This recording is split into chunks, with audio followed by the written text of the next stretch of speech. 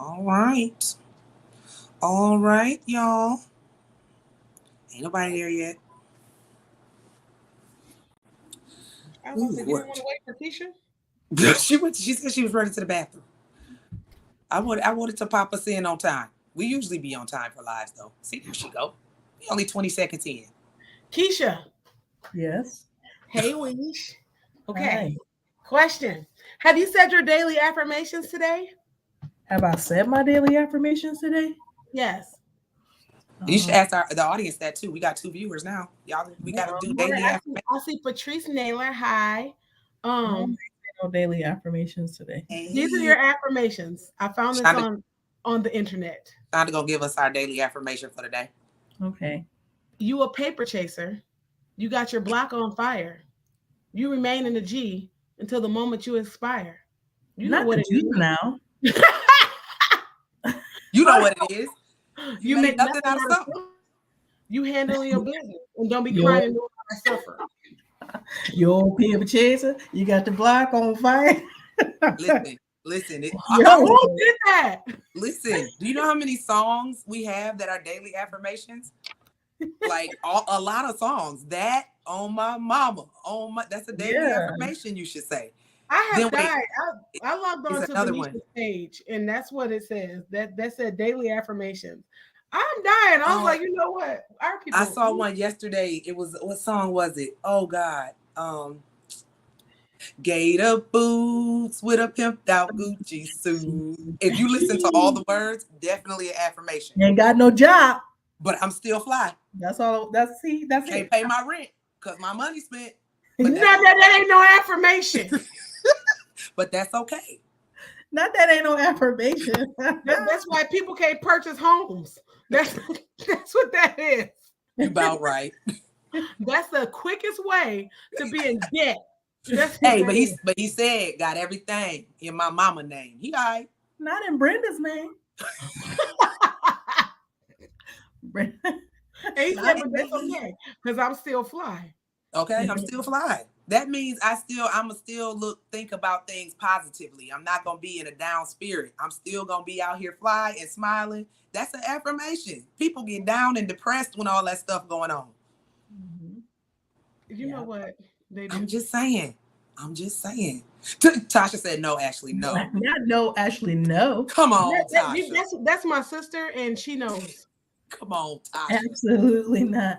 Come on. She's talking about people living in their mother's houses, putting everything in their name, but they Hey, fly. hey. Gotta do what you gotta do out here in these streets. I guess if Listen, that helps that man's mental health, then we're fine. What you say? I said, I guess if that helps that man's mental health, then we're fine. Right. If listening to that helps a man's mental health, because it's Men's Mental Health Month, y'all, and we're gonna be talking about it a little bit. We hope we get some guys watching and see if somebody want to hop in with us and tell us a little bit about how the brothers doing. yeah. So speaking of mental health, I follow someone who is really she's in one of our Black psychologist groups. Her name is Dr. Douglas, and she deals, or I would say, work with a lot of Black men, and she was kind enough to put on her Instagram facts about Black men. And so first, I want to put out my fact about Black men and Black children. Included underneath there is that they have the highest rate of gun violence in the country due to homicide. And Dr. Douglas put that Black men are more likely to receive a misdiagnosis of schizophrenia when they're expressing symptoms related to mood disorders or PTSD. And we know that from way back, that Black men have often been associated with schizophrenia when they used to be outraged about civil rights. So it went from white women to Black men. So I thought that was interesting. Black men do go to therapy and are often consistent with treatment when they feel heard and insecure. So you have to get them to feel like they, are safe. And if Mhm. you can't get Black men to feel safe or feeling heard about the things that they go through, you might not get them to come to therapy. Hmm. Black men do want healing, but are nervous or unaware of what it looks like. Mhm. Mm. Yeah, Yeah. I thought was a big one. Like they do want it. And shout out to her for like putting these things out there because there are some black men who aren't against therapy. They're just not sure when to call, like, hey, I need help. Or I don't even know when I'm supposed to get this help. I know I need it, but when? How does this go? How's the process? Who should I be talking to? So, um, so yeah, I thought that was good. And then she had a part two, about 1 in 5 men, 1 in 5 men. Now, this is just speaking in general. 1 in 5 men will develop alcohol dependency in their lifetime. So sometimes when we see our homies and our people, you know that one uncle that be drinking and Yes. drunk, and I know that we be having a good time, but sometimes the uncle be drinking and we ain't partying, or he's always got a bottle in his hand. So and we see that as just a drunk uncle, or just somebody just always got that drink, when really Uncle Unc might have a dependency on alcohol. Right. Or we think it's funny. I hate when we think it's funny because I'm like, I mean, now some stuff they do say, and it do be funny. I ain't gonna lie and say I ain't laughed a few times. Right. But I will say, now that I've been more into mental health, and now that I got older, and now that I see the trauma behind some of it, it's really not. It's I mean, the condition is not funny. Maybe some of the behaviors when they're drunk may be funny sometimes, but it's just now it seems like a cry for help for me even more. You are. I'm so glad you pointed that out, Shug, because I as I got older, I don't think it's funny either. And I'm like, I wonder what else is going on for this uncle to be drunk like this for 20 years and ain't nobody said nothing. Like, what's really going on? But let me keep moving. Heart disease is, along with gun violence, is the leading cause of death among Black men. And I want to say something because those statistics, when I looked at it, the breakdown, ages 1 through 19 for Black men have the highest rate of gun violence. And then I think 44, no, I think it's 1 through 44 is highest rate of gun violence. And then 45 and older is the highest. Heart disease is the leading cause of death among Black men. So top two, gun violence, heart disease, which is why it's important about taking their physical health seriously. A lot of Black men who may be scared of going to the system because of the racism, the systemic racism, may not go and get checked out like they should, or it may even like affect their masculinity, or they feel like now I'm sick, or they're scared to say those things, or they're not just being the way that they used to be. It's maybe really hard for them to go get checked out. Yeah. And again, she was just stating medical mistrust is a leading cause, or untreated, undiagnosed medical condition among Black men. Again, not scared to go. So, and then she had other facts about domestic violence. With Black men, 40% of Black men have experienced domestic violence and or sexual violence from an intimate partner in their lifetime. So while I know that we talk a lot about women experiencing domestic violence, men also experience domestic violence as well. And they're unlikely to report it because of lack of support and from law enforcement. Listen, every time this comes up, I think back to It's a Thin Line Between Love and Hate. Yeah, I was just going to say. Martin's character went to that police station to tell them, yo, this woman is crazy and I want to restrain her, and they were like, oh, she attacking you. They was like laughing. It was like, nah, she ain't. It was like, they don't even believe me. You're right. Which leads to 36% of Black men having experienced intimate partner psychological aggression in their lifetime. So even though, it may seem like men see being the aggressor, sometimes men are reacting to the aggressor.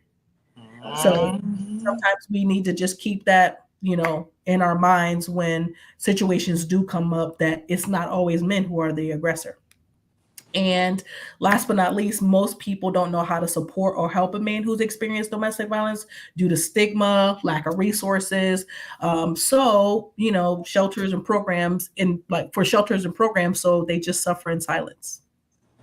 So, you know what's interesting about that? Even outside of the domestic violence part, I really think most people in general don't know how to help men through their struggles in general. Not even with just domestic violence. We don't know how to provide support. We're not sure how to broach topics and talk about things with men.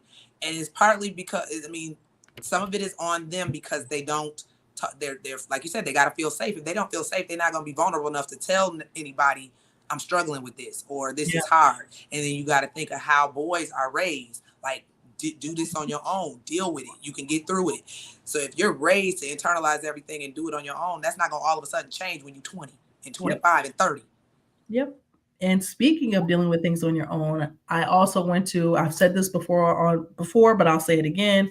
I went to a training where they talked about Black men suicide being an epidemic since 1979. And it's like literally one of the most silent things people don't talk about. But the first research that was dropped was back in 1979. So that is something that Black men also suffer from, is the threat of suicide, or if not, following all the way through. And we don't even know really how many times they actually commit suicide either, because there was a big drug epidemic in the 70s and the 80s, and sometimes people overdose, but it's like it could be intentional. It could have been intentional self-harm. And usually when people are using drugs and all that, and they're actually abusing, it's because they're dealing with some kind of trauma, or they're dealing with things, and that's the way they know how to deal with it. Yep. And unfortunately, the research community has had their hands in not reporting those stats to us as well, because research is also just as biased, because we typically only research certain groups, and those groups are typically the majority. So, and that's why it's hard to find treatments, because a lot of the treatments are more Eurocentric or more cultural versus multicultural. So we need to be out there also, like, yes, all of us as professionals on here, we are doing the research or being a part of research, so that way we can get our people the stats that they need, so we can put the resources in that's needed. Yep. So, How do either one of you work with Black men? I do. Yes. And actually I love it. Me too. I worked with Black kids when I was at the school, but not specifically Black. I worked with a couple of them in my private practice, but no, that's not my specialty. But gun violence is, and I know that affects Black men. So that's my extension to looking at like the system and stuff and how it affects them. Yeah, I have Black male clients. It's funny because for the most part, I get Black male clients through couples counseling, because that's what I really like to specialize and work in. But I do have a few individuals. I love working with Black men, because when they actually come on their own like that, like they reach out and say, I want to start therapy, like, they're ready to do the work, because they've already took that big step. So they come in, and it's like, it's almost fascinating to watch them open up and learn to trust you, and then start just talking to you like you a regular homegirl almost, and telling you what's been going on and all the stuff they've been keeping bottled in and haven't unpacked. I love working with my Black male clients. I have a few Black clients, like a few Black male clients, and I've seen them. I'm gonna read Patrice's client, her thing first, and then I'll say it. So I've told my son since they were little, it's okay to cry and show your emotions. Just be careful who you are vulnerable with, because they may use it against you. Have I been telling them the wrong thing? So, okay, so let me finish my sentence now, because I'm going to address that. So I do work with Black men, and I have noticed that it is difficult for them to cry. It's difficult for them to be vulnerable, and not just because they're a Black man, but the ones that I've worked with, I've seen it's difficult to be vulnerable, because sometimes they might choose their mate wrong, and their mate could use it against them. And so when you get a sensitive man, but you don't have a sensitive woman or sensitive people around them, then things can get used against them. And then if you have society telling them they have to be strong, they have to be resilient, they got to hold it all down, and they can't be soft at all, then that's how you get that wall put up. So I don't think that you've been telling, and this is personal opinion now, I don't think that you've been telling them the wrong thing. Well, be careful who you are vulnerable with. But I would say, add to that, teach them how to know who to be vulnerable with. Teach them how to recognize somebody who is for them and not against them, so that they know who to be vulnerable with. Because sometimes people could translate that to, I can't be vulnerable with nobody because I can't trust anybody. Yeah, I agree.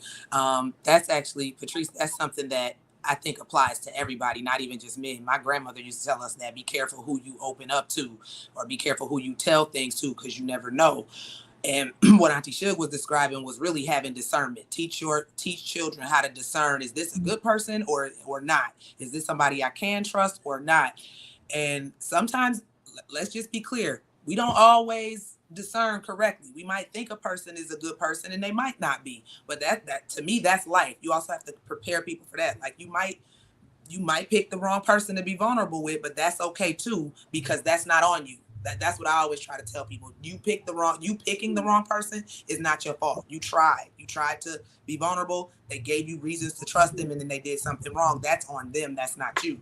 Because a lot of people will do that, and then they be like, well, nope, I ain't being vulnerable with nobody else. And it's like, no, that's not on you. Yeah, it's hard for Black men because they have got a bad rap in society as being aggressive and non-emotional. And I think that it's okay to be an emotional male because it doesn't take away from your strength.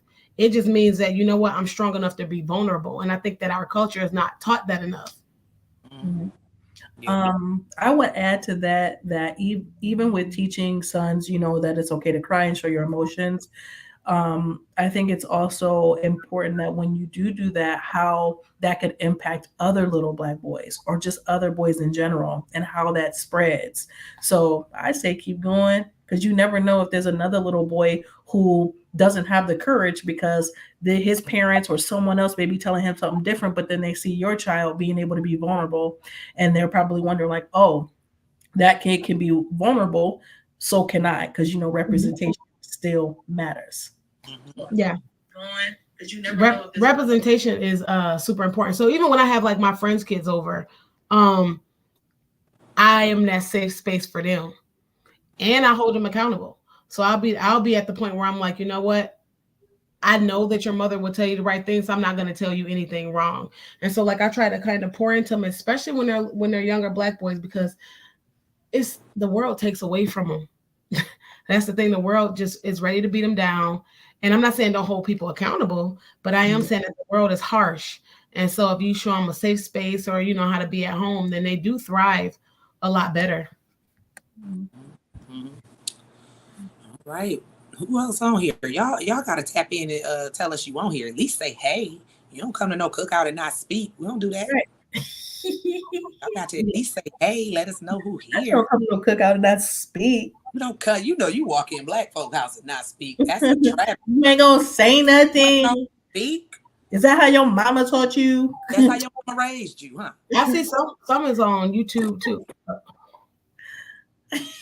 Oh, there go your husband. Yeah, there. Oh, see there. Love him. He just is crazy. My husband had a hard time with vulnerability for a while, and I think it's because sometimes when like they're grown, like when he was growing up, he was taught like you got to get to the money, you got to get to what you need. You don't have time to be crying and acting up and be wallowing in your pity and all of that. That's not what. So I think with him, he will tell everybody. Let me tell y'all what he'd be doing. He'd be talking to other people, giving them mental health advice, and they're like, "Oh my gosh, like he's so insightful." And I'm like, he really be using my stuff on people. You be playing in your face. Yeah, I'm like, they playing in my face. He ain't just dang on good, but no, he do like he's starting to be more vulnerable now, and I think it came through him having like mentees and teaching other people that, and then like he started to believe his own hype. Yeah. Elijah's good. You know what's funny? Elijah's good with that too. He good with other people. I find that to be interesting when people are really good with others and helping others, but they can't take that in on themselves. It's like, okay, use a mirror. Hey, I was going to exactly speak to LaTasha and what she was going to say. That and a lot of people tell men that being vulnerable is not manly, which is crazy to me. So I only want to speak to that because we hear a lot of women are more emotional than men, all this extra stuff. When actual reality, women are socialized differently than men. That is the difference. And if we keep socializing men to believe that they shouldn't cry, well, guess where all their emotions go? Inside. And then finally, when something happens, they burst out, and typically it shows in anger. So to clarify that, women are not more emotional than men. They're just more socialized to express them. And that everybody, every single living human being has a limbic system. Okay? The limbic system, and here's where the neuropsych stuff is going. The limbic system has your emotions. Every single human has one. So there is no women turn it on more and men turn it off. That's not Yep. how that works. Not how that works. Go The ahead. limbic system works whenever there is something that triggers or sparks an emotional reaction. That is it. It That's just depends on how the human or how the male and female want to react to it. It's just that women are more outward and external with their emotions because they're socialized and more acceptable to do so. Men are externalizing with their emotions through aggression and anger because that's what society accepts from them. Yep. Okay? And in cases you can get it flipped. There are women who Yes. are not emotional. There are women that don't mean Yes. they don't have emotions. Like she said, it's the limbic system. Auntie should. There are women who are cutthroat. All the things that people think women are not. Aggressive, cutthroat, no emotions. They come off cold. And every time it's like, well, what happened to her? But we don't ask that question about men because men are socialized to be that way. We don't say what happened to him. We say, oh, he's just a man. And then if it's reversed and a man is more sensitive, it's like he must have been raised by women. He must have been raised or by he's gay. Or he's gay. Like it makes no sense. So when we would be like in school and stuff like that. And oh Lord. I know we would be in school and like some dudes would be like, I was crying, no homo. And like why do you have to say no homo after you was crying? And so you was crying. That's what it because it's soft. And Elijah said, well, maybe mine is broken. What does that mean? What does that mean? What does that mean? What does that mean for real? Because your limbic system is not broken. No. What does that? I would really want to know what that means. Yes, what does that mean, broken? Because if he tells me what it is, then I will go into why he may think that he's not as emotional to something than I guess. All right, come on, men. Now Elijah on here. If it's other men on here, y'all better start talking. I do want to address that some of the women said me, like how women are not as emotional. I am not as emotional. Doesn't mean I don't show emotions. Usually my first go-to is anger. So I'll skip all the crying and everything like that because every time I have been vulnerable, I've been made fun of, or people have taken me as a joke, or it's kind of, or people don't care. So I've learned you're not going to care. So I'm not going to be vulnerable with you anyway. I can't name a lot of people that I am vulnerable with. Probably just my best friend. Well, let's be real here too with that part for Black women. And Weisha. I am vulnerable with Weisha. But let's be clear here, especially for Black women. We ain't about to erase the history of why Black women have had to be hard. Our tears don't matter in this country. I heard somebody speaking on that the other day on TikTok, and she was like, it's no point in me crying because my tears don't matter. She was comparing it to white women tears versus our tears. She said, our tears in this society don't matter. So we have learned how to not cry, how to not do that. She said, yeah, you'll get some Black women who are more sensitive. But for the most part, Black women and Black men are very similar in that space because of just the history of this country. We have to get things done. We have to get over things quickly. We cannot wallow. So we are taught, all of us across the board, get over it and go on. Stop all the crying. But I can get with that. And the reason why I can get with that is because I think that it's intergenerational trauma. But if I didn't go macro, if I just went micro and I just talked about the way I was socialized, not like, it wasn't this big white conspiracy for me. These was my people. These was directly my people. That's like, they'll clown you. Or, there's something wrong with your emotions. This wasn't the white man with his foot on my neck. This was my people. And so that's why I think that's what, that's what molds you and shapes you is nature and nurture. Mm-hmm. Elijah said, I know it's not broken. Like Auntie Shook said, I'm results driven. And I often ask myself if something is wrong or upsetting, what I'm going to do about it. Now, and then he said, you have to still get to the so what? So what? Oh, you have to still get to it. The so what? Okay, so I would have to say that there's a such thing called, and this is my favorite theory, Cognitive appraisal theory. So, what I mean by that is something that I would assume to be traumatic, hurtful, sad, or whatever, you may not appraise the same situation that way. You may not think of it that way. So, your reaction to it may be, like you said, more results driven, like, I'm good.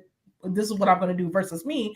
I may appraise the situation differently. Now, that may be different, like in dangerous situations, but we got something called the wise mind, the rational mind, and the emotional mind. And people who are more results driven are more rational. They only think about the facts. That's where they're going, and that's it. You have those type of people. It's not the fact that your limbic system is broken, like you said. It's just that some people just have rational minds, and that's just where their emotional state is majority of the time. But also, like I said, the cognitive appraisal, if you don't see the situation as dangerous, if you don't see the situation as importance to you, you may not appraise it the way I'm going to. You may not look at it the way I'm going to, because we all have different perceptions on different situations. So that's what I see. And see, what's interesting about that is I a while ago I was reading. I got that book, but just for reference, I'm in move mode, y'all. So I ain't in my house no more. We done moved, so I don't have my books with me. But there was a book that talked about what Auntie Keish said about some people just being more rational minded, so they don't hit the emotions because they go straight to let me figure this out. I can't, like, I'm rational, I'm logical. But the book was pretty much saying that's okay, but because we live in a world where things should be balanced, if you are too rational, you will come off as cold. And then when people around you start to feel like, oh, well, they don't care, or they're cold, or like, that's what comes off when you are super rational and logical and don't have the balance, and don't ever show any emotions. So all these things are needed, but we kind of we get socialized to where, nope, men are more rational and logical for the most part. Women are more emotional. This is why women nurture children and men provide. So everything gets broken down into these binaries that should not really exist because we're all human. But okay, there are studies that show that men and women do have different bodies. There is a different genetic makeup in men and women. We all have the same systems. Some of them are more developed than others.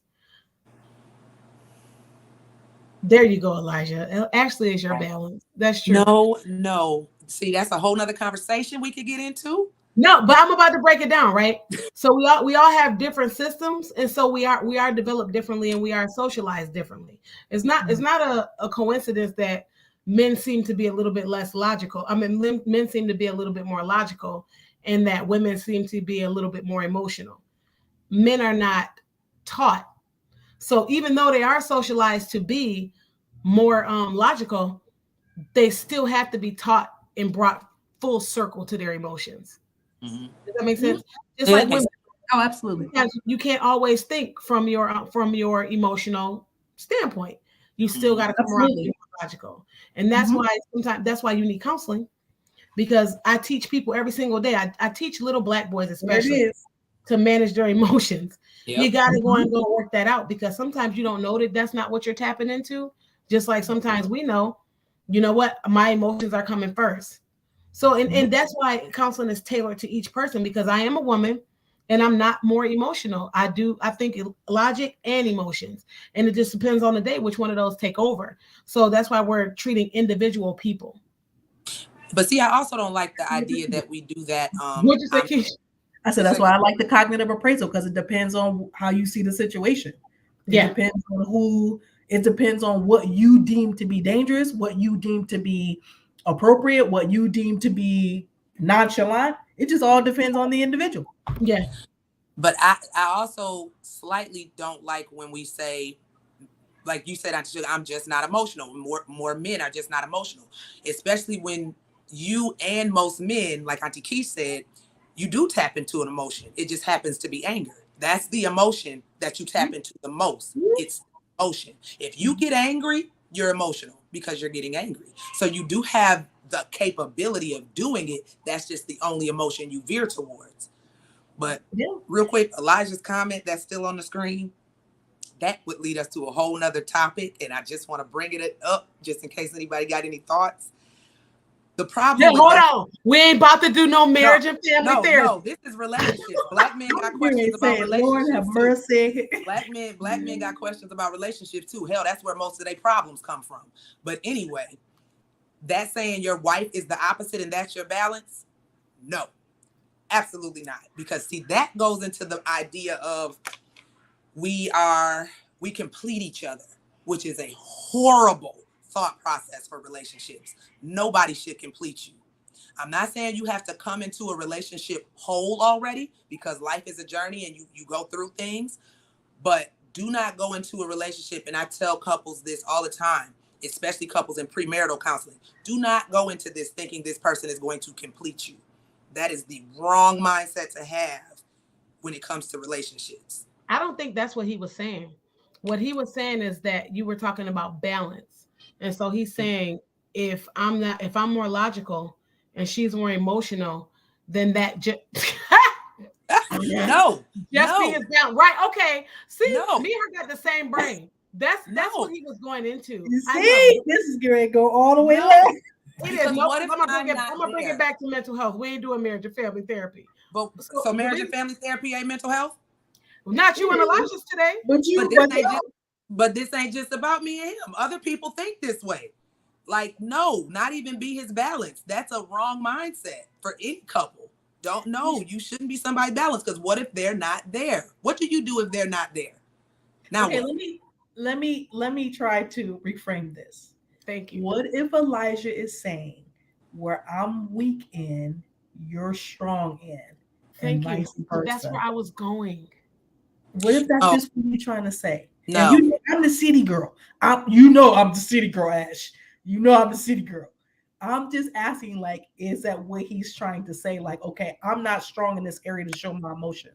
And my wife is better than me in this area, so she can lead me in this to help me be a better man, and vice versa. If I'm stronger in other areas, I'm only thinking from a marriage.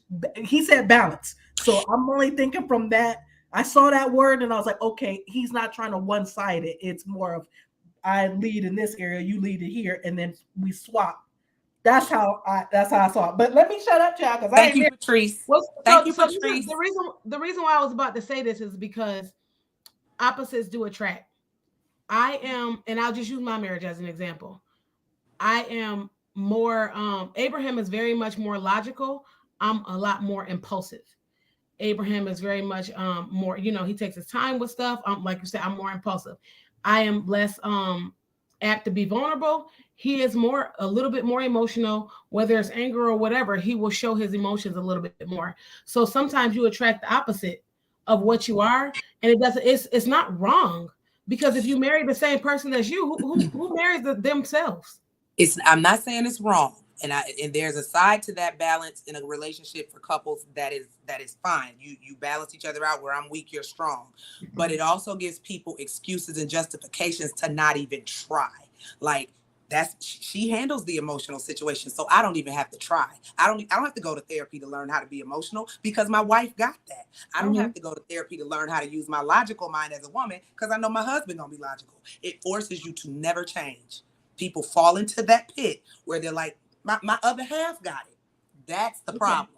I see that. I was gonna say, is that what really did Elijah say that? But I don't want to go there, because I don't know. I don't know him like this. Sometimes people miss, and I think it's like, even with men, Elijah said, he typed what he said. We all read what he said. Yeah. He said but what he then said. It's the reading into it and being like, so basically what you're saying is this. And that's what happens a lot with men in mental health. So if a man says, I got pulled over by the police and they were harassing me, so basically what you said is this. And that's why a lot of them don't go get help, because we don't listen to exactly what they're saying.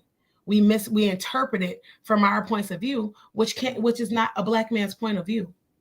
Mm-hmm. True. That's why I didn't put words in his mouth. I didn't alter what he said. I said where the pitfall of that could come in for some people. Okay. That pitfall will happen. Got it. Okay. Yeah. Mm-hmm. I agree. Yeah. I agree. There's a pitfall there. Thanks, Patrice. One person got my back. Thank you. I had your back. I was just making sure wasn't nobody getting their head knocked off in the washer and dryer. That's all I was trying to do. Girl, I got to see you afterwards. I gotta make sure you okay. You are a social media person. I'm trying to clean it up. Like, let's clean this up. I love that on, quote. Jessica Sanders. Wait a minute. This is beautiful. I love that quote. We don't see things as they are. We see things as we are. I was just talking about this. Because when you see things through a certain lens, like y'all remember those little cameras where it was like when we was little, those little red things you get from McDonald's and you switch it and then it's like kaleidoscope pictures. Yeah, like the kaleidoscope picture. So if you see your situation through red, everything you're looking at is red. Yep. Every single situation that you're looking at is red. And that's all you see because that you have tunnel vision. But when you actually listen with your heart, mind, soul, and actually see, sense, and feel what somebody's talking about, then you get a different vision. And once you fix your trauma, that's another thing too. If you seeing everything through the lens of your trauma, everything is traumatic to you.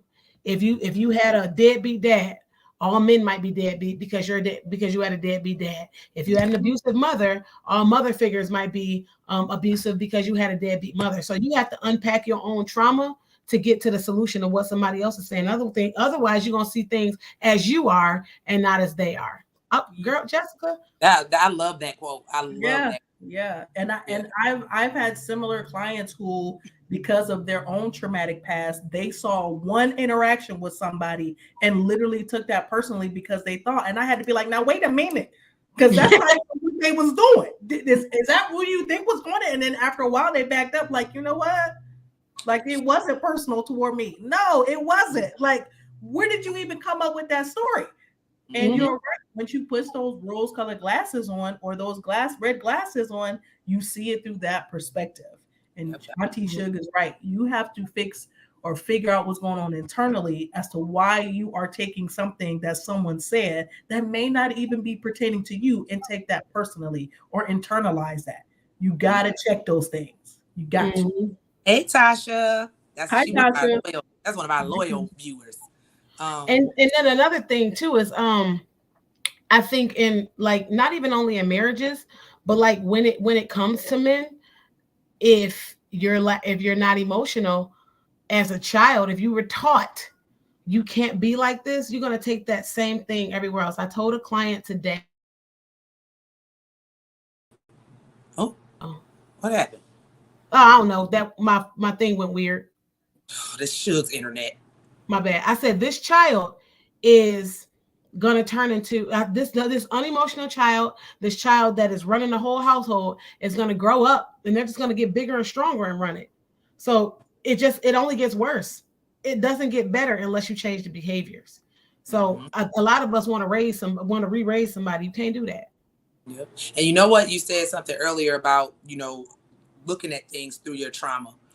But something else that I found with men, if we want to stick with men's mental health, is a lot of times they don't view things as trauma. Like there's this thing called the ACE, Adverse Childhood Experience Assessment.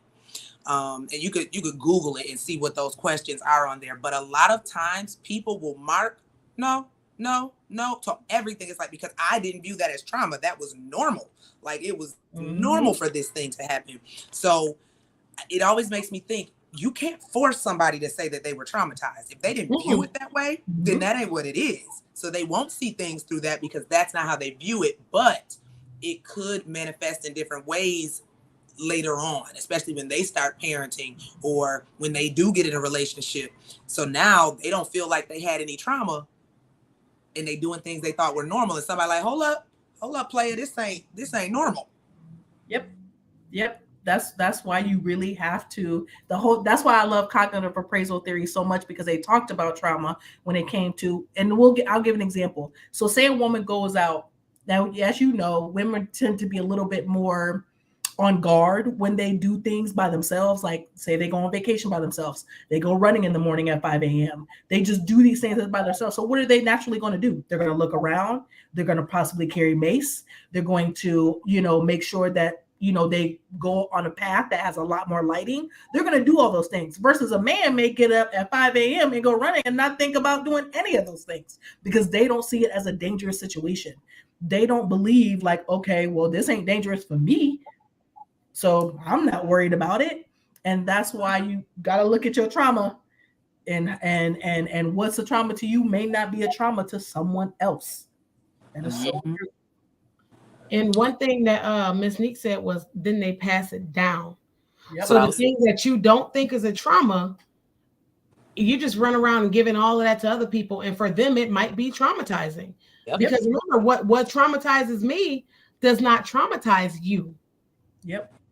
And then this is why we can't break generational trauma and negative cycles and patterns, because they not seen as negative. So what am I breaking? I'm just repeating everything that was done to me because it was fine.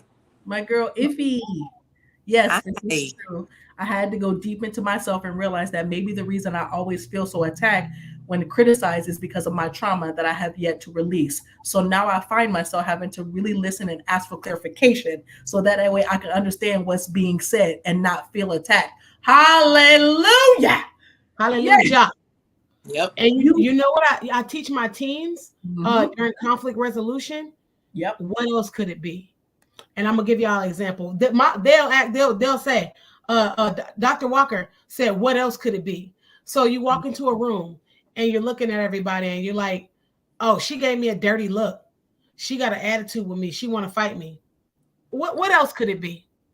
And I make them go into this long list of things why that person could have looked at them that way, or why that person could be looking that way. That person could have woke up on the wrong side of the bed. That person could have got beat last night. That person could be getting sexually molested. That person could be angry, had a death in the family. But you looking at it like, oh, they looked at me this way. Not Yep. everything is about you. So just as well as you got your own trauma, other people carrying their own stuff. Yep. And do you know what that's called? Personalization. That is one of the biggest cognitive distortions. That, and it could be something else. It's called fundamental attribution error, which means that you think somebody is personal, you're personalizing it versus it could be situational. So they attribute somebody's attitude to being this, we call it dispositional factors versus situational factors. So that person could have been having a bad day as to why they, were looking with a mean face. But we as humans have error, and we think that that is personalized to us, when in actual reality it may not be. Mm-hmm. It may not be. I'm going to Patrice's comment. Do you believe emotional intelligence plays into this? Took an emotional IQ test with hubby. I scored a 93. He scored an 18 out of 100. He is definitely lacking empathy. His words and my observations. I'm so glad somebody said the word empathy, because that was exactly what I was going to say next. Mm-hmm. Empathy. Yep. And the problem with people who are less emotional is they are often also less empathetic. They're not necessarily less empathetic. They don't know how to show their empathy because they don't have the emotional intelligence to tap into that. So thank you. Your girl did a whole seminar on this last year because emotional intelligence has to be taught sometimes, because remember, now we're onions, right? We're uncovering the trauma, we're uncovering what's taught, we're uncovering the nature, and then we're peeling back the nurture. So now we're peeling back all. Now I have to inject some emotional intelligence. I have to inject the what else can it be? We have to muddle through the cognitive distortions. We have to point out the cognitive distortions, which is why you thinking that way. It's not serving you. That's how you get emotional intelligence. And then actually being introspective. I think Effie said she had to be introspective. Like, what else could it be? Let me look at me and see why I feel like this. So emotional intelligence sometimes has to be taught. Mm-hmm. Yep. Mm-hmm. And asking yourself those right questions. You're absolutely right. Mm-hmm. Elijah says, so are you saying regardless of what someone believes, they have trauma? So that's speaking back to me saying people don't view what they went through as trauma. Like, it's not trauma for them, but it's still probably maladaptive and unhealthy and problematic, but they don't see it as such because for them it was normal. So that's kind of like telling somebody you did go through trauma and they're like, no, I wasn't traumatized at all. So I like that he said that. Let me tell y'all why I like that he said that. Because this goes back to the whooping theory. I've had so many conversations about whooping today, it's ridiculous. So some people say, don't spank. You're going to traumatize your kids. But then you have some adults who say, I was spanked and I'm not traumatized. I was spanked and I was okay. Some of them don't view the spanking as trauma. So if you think that it made you better, and you know what, if your feet weren't held to the fire in that way, then it may not be trauma to you. Now, if you coming back and you beating somebody senseless, then we can see it manifest as trauma, right? So what's traumatic to other people is not always traumatic to you. So Mm-hmm. if it wasn't, nobody, no therapist should be sitting there telling you what should have been traumatic to you. They can facilitate some insight. So if you're beating your child, well, who did it to you? And then you might like kind of maybe gain some insight and say, well, you know what, my mom did beat me with an extension cord, and I didn't view it as trauma now, but actually I did cower in my room, I did lock myself in the closet. You know what I mean? I had all these traumatic responses to what I thought was not traumatic. That's when you can say somebody had trauma. But if somebody said, you know what, it taught me not to hit my sister in the face with a belt again, I learned a lesson, then it may have not been trauma to them. You don't dictate what's traumatic to somebody else. I agree. I agree. And also with that, especially when it comes to, you said you've been talking about whooping all day. Oh God, I I have. think I think the problem there is we view children in general as all the same. Every child is not the same. So just like you might not have viewed it as traumatic, your brother or your sister might have. So you also have to realize in your parenting that your children are different and you may not be able to whoop all of them. One Yeah. of them might not see it the same and you just don't know that. And Mhm. then the other aspect to that is when people say, I turned out okay, I often wonder if there's more nuance to that. Like my mom whooped me, but my mother also talked to me. She never just whooped me and it was nothing else. Like it was always a conversation. We always discussed things. Like if you have additional layers of parenting there, then yeah, you really might have turned out okay. And the whoopings weren't that serious because you also had conversations. But when you see children where they just get whooped for any and everything and ain't nobody talking to them, that might be a little different. This wasn't to uncover the whooping thing because I'll tell you this. I said today, you may have had a slip up, you may have did something out of anger, but did you hurt this person? No. You know, were you emotional at the time? Yes. Some people are going to spank. So what I do is I teach you, okay, if you are dead set and this is what you're gonna do, let me teach you how not to kill the dang on child. So I know somebody right now in jail. You didn't beat the hell out of your kid. And when I'm talking about beat the hell out of, I'm talking about you in jail. Mm-hmm. So did you spank or did you beat? And so that this is why I don't demonize. And this is not even about that, but I don't demonize for those things. I give unconditional positive regard because we do as we have been done by. So if you're gonna go this route, let me teach you harm reduction. Just like if you're gonna use drugs, let me give you some needles because you're not gonna stop, but I'm gonna show you how not to get hurt and how not to hurt somebody else. So that's the reason why I brought it up, because just because it's traumatic to us, I can't tell a client you was traumatized and they're like, I'm okay. I can't say you're not okay unless there is telltale signs that this person is weak and broken and not okay because of this thing that we deem traumatic. Yeah. And that's my thing. Are there signs that you are? Are there signs that you are? Because sometimes you get people who say that and it'd be like, bruh, sis, Yeah.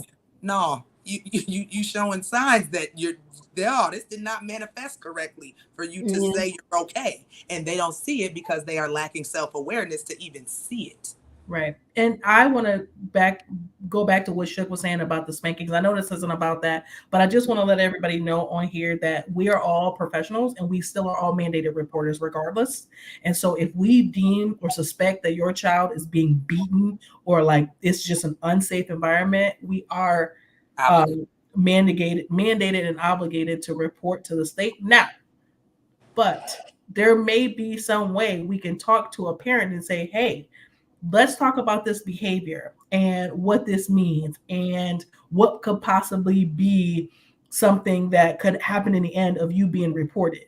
Or let's talk about what this means to hit your child, but yet tell them that you love them and how you're equating the two. I did that yesterday. Yes. How does that equate? Like what is the message you want your child to have? And sometimes there's even been times where we can give examples like, hey, if my child messed up or if you messed up on your job, do you want your boss to hit you?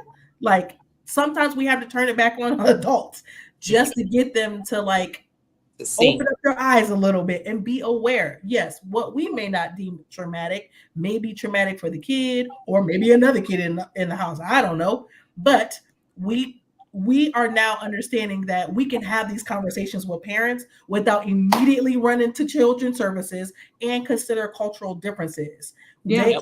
Y'all know that Black kids get put in the system a lot often because of their parenting practices, which sometimes involve physical contact. Now we have to look at what that physical contact looks like.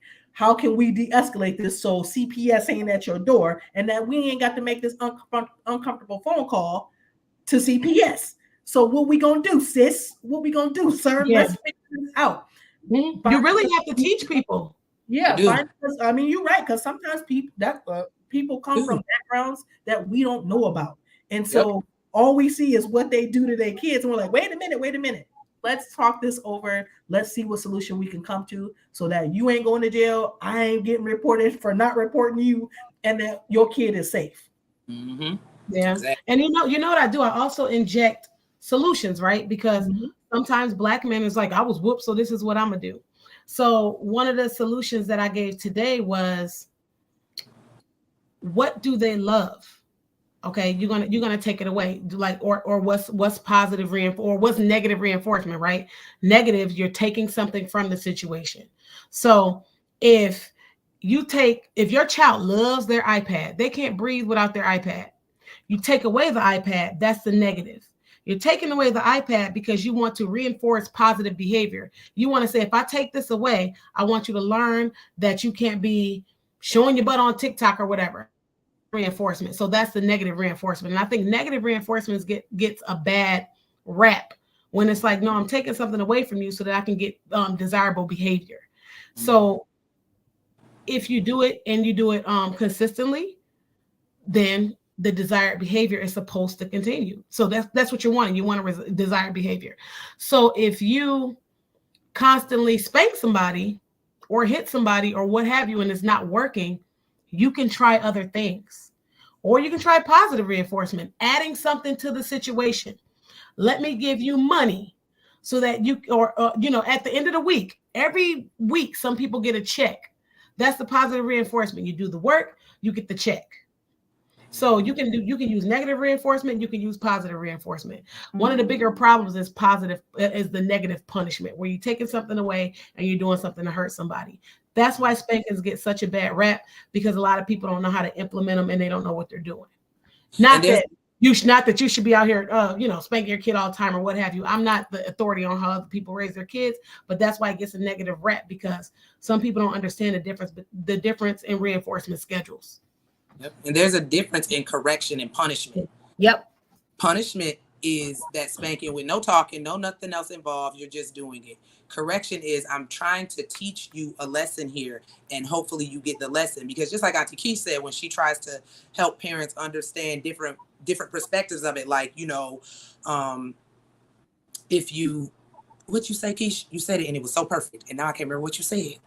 What if you hit and equate it to love? Is that if you hit and equate it to love, and also like that idea of, if you hit and dang, it was right there at my anyway. If you hit somebody, or if you messed up at work and right, that one. If you messed up at work and your boss hit you, well, same goes if you do mess up at work, what happens? Your paycheck might get cut. Something in the real world, negative things do happen when we do wrong things. So if you late for work consistently, you're risking your paycheck, you're risking your job. So it's the same for children. They learn that lesson early. If you do X, Y, Z, this is the consequence. We are talking about teaching consequences and correction. Correction and consequence don't always look like corporal punishment, nor does it have to. That's the thing. There's other options. Yeah. That's why we were talking about the reinforcement schedules, because that is another option. Yep. And I think Miss Monique said it. Monique, the next one. Positive reinforcement is where it's at. Even as adults, we love positive reinforcement. We give babies so much positive praise. They love it and thrive. Then they become school age. Once school age, they begin to get more negative consequences. Right. Right. I use positive praise with my parents, and I let them know that even when your child may have done something you don't like, praise them when they do it right. So that way they know, like Auntie Ship was saying, reinforcing that behavior. Because I'm telling y'all right now, kids may, I hate to call a kid bad, but kids may be challenging. I'll say that. Your child is always wanting to please their parents. They're always wanting to be in the good light of their parents. So they want that praise from you, from nobody else but you. And they're gonna want you to say those nice things to them. So when they are doing something that you don't like, you have to be able to double up on what they're doing Right. instead of, if they're not doing anything wrong, you have to double up on what they're doing right. So they understand, like, oh, I'm getting attention from mom. I get that connection from my dad. Oh, let me keep doing this. Kids thrive off that. Yep. And you have to understand how important words are, because like Auntie Key said, positive praise, positive reinforcement. So if they're doing something right, like let's just say they do something right for the first time, you saying it's about time you got it right, that's not positive praise. They're going to internalize that's that. a backhanded compliment. That's too. a backhanded compliment. It's about time you did it, or it's about time you did this, or you finally got it. That's no. You have to be careful with your words, because even adults take, like, if you say something like that to me, I'm like, what kind of compliment? No, that's not okay. Right. So you know what I teach people too to play up on? I do a lot of, for the last 3 days I've been engrossed in family therapy. And I'm talking about kids and children all in the same session with just me. You've always been good at that. Remember? I know, remember grad school? Yeah, oh God. grad school. Okay. So this is what I've been teaching people. Who, and this is what we put in our intake forms. Who is the child's role model? Okay. Ooh, I like that. Because if the role model is dad, then guess what? You're going to have to play up on more things that dad says. When a child has a role model, they believe everything that person says. So if that role model keeps telling you, you know what, it's about time you got it right. You don't do nothing right. You don't do nothing right. I don't care how many times a mother say, you're amazing. You're amazing. They don't care what you're talking about. They want it from that role model. Okay, so let's lean on this role model and kind of model it for the entire family so that we can get in the Robin kind of group.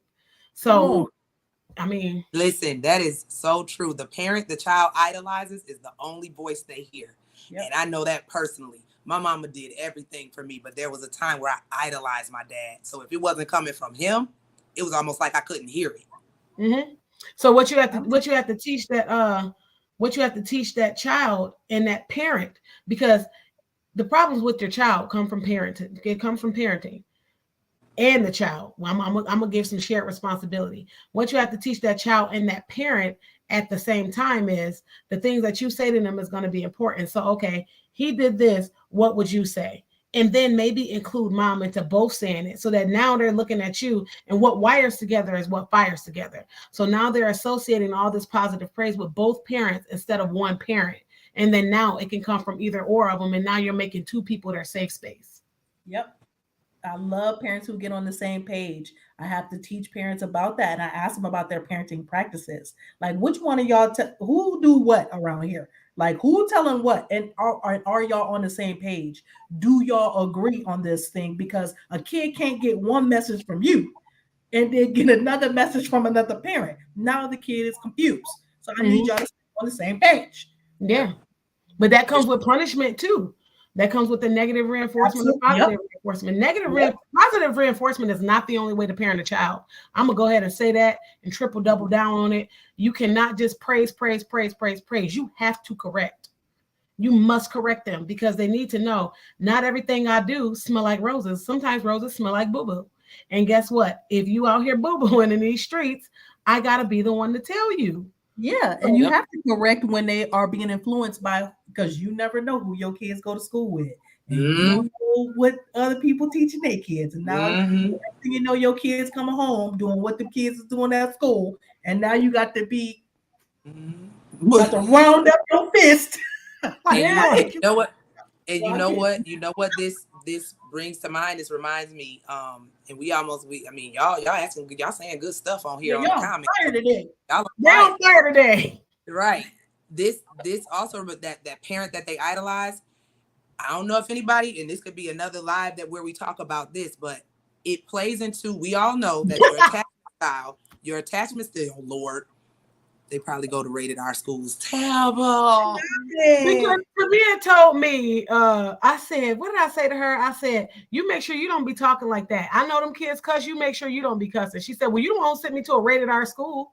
I was like, and she's right. No, it ain't your fault. We was not supposed to send you. It's Louisiana. I don't Rated R. She called them rated R. I bet you didn't have no comeback for that because I didn't. I was just like, oh, should I switch your schools? No, but what I was saying was we know that attachment styles form in childhood and they come from your parent, primary caregivers, the attachment style that you form. And oftentimes I just had a situation where somebody was like, I idolized my dad, but I also feared him.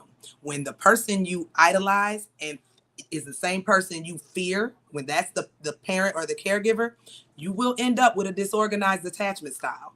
And that can be very difficult. And we can talk about attachment styles on another live because we're about to wrap up here. But I just want to point that out. A lot of our more disorganized, if you're super anxious and super avoidant, you probably had someone in those early days who was your point of idolization and your point of fear.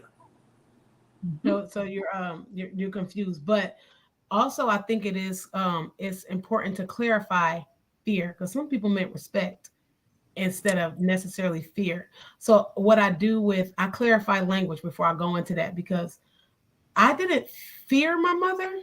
It was a fear more out of respect. Like, I don't want to disappoint you. So, and then I'm scared of the reaction. I'm scared of the consequences, but it's more so I respect you. So I don't want to deal with the consequences that's going to be coming from you being angry with me. So I don't know for that. I agree with you. We're saying the same thing. Respect and reverence. The words would be respect. You revered your mother. There was a respect and there was a reverence. And when you revere somebody, you don't want to disappoint them. Fear is just fear. The reason why I'm saying that is I said clarify the words with that person because sometimes they could mean that. And so for me, I'm always like, I clarify everything just so I ain't putting words in something. Oh no, she meant fear. She absolutely meant fear. There was a scared like. That was my idol. I wanted to be just like my dad. But when he got angry. And I was literally scared. Afraid of him. There was fear. Mm-hmm. Yeah. All right. Well, y'all been good in these comments. Dang, it's already 9 o'clock. I know. That was fast. All right. Dang, yeah, that was fast because we was going.